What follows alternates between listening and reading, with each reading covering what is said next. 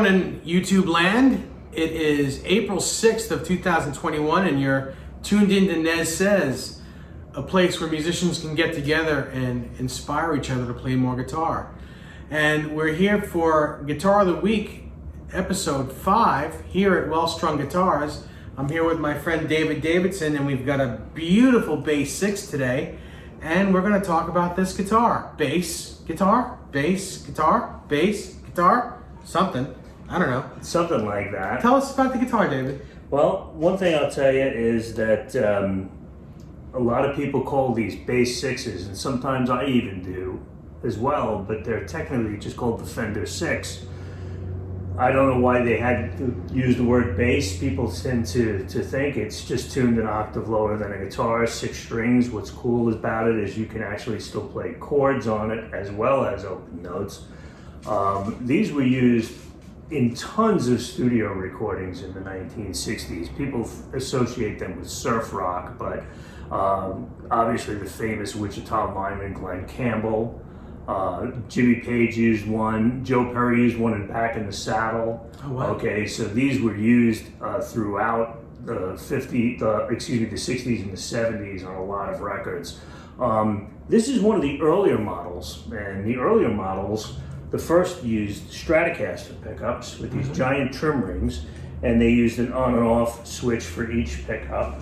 Okay, with the later ones, they used the Jaguar style pickup. Okay, which started in 1963, and they lose the trim rings here, and they gain the Jaguar pickup. This one is in the color of Shoreline Gold.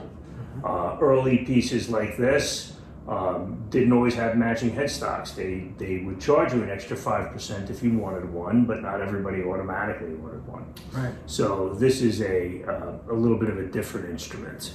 What I really do like about these things is that when you do find the songs that they were played with originally, and you actually get a chance to play the song, and you listen to a record or you know, a song now, a download, I don't call it a record anymore, I know. right? I know, it's terrible, but when you listen, and sometimes you can start to pick these out, and you realize how much studio musicians use these to obtain a certain sound.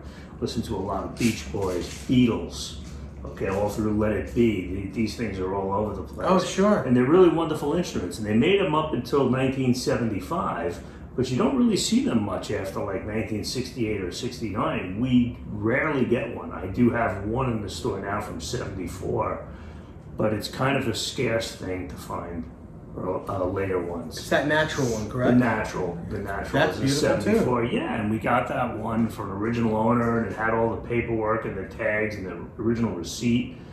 And those are the types of things we're always looking for here. I mean, the provenance is such a wonderful thing to have. Right. You know? Yeah. But this has all the great features. The green guard is such a great contrast to the Shoreline Gold. It adds so much to it. You know, but once they got rid of the celluloid guard and went to the plastic guard, they still look good. They just don't look as good. Expect a tortoise guard on blonde and sunburst models. Yeah. I love tortoise. Yeah, they look great on the blonde and on the sunburst guitars and basses. This is obviously, you know, has all the clay dots, and this is the beginning of the transition logo.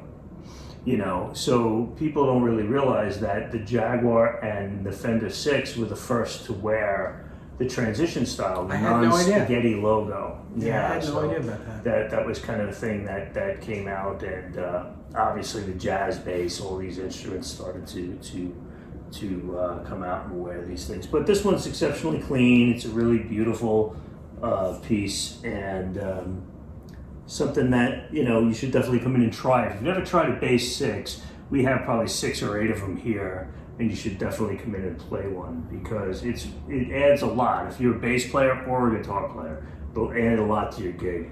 It's like one of those toolbox guitars that I always talk about. Yeah. You know, you need, if you're a session guy, you need one. Oh, do you have a bass 6 to use for this? We need this for a part. No, I'm sorry, I don't have one. Well, you're not getting hired again. Right. You know, you got to have one. Yeah, I agree. I think that, you know, and it's an awesome piece even for a guitar player to have. Yeah. Because you can do a lot, especially if you're writing. You can come up with a lot of great parts, you know, with a piece like this. Yeah. They add a lot of dimension.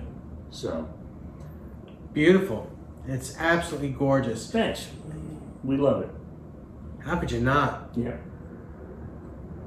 So that's our guitar here, and you know, they do come around once in a while, and they are hard to find in colors. Although they did make a lot of them in colors, they didn't make a lot of these overall.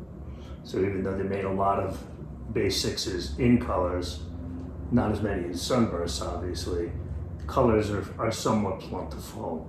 Hard colors like this, like Shoreline, more difficult, but your reds and your blues, Right. and your whites are more available. That's cool.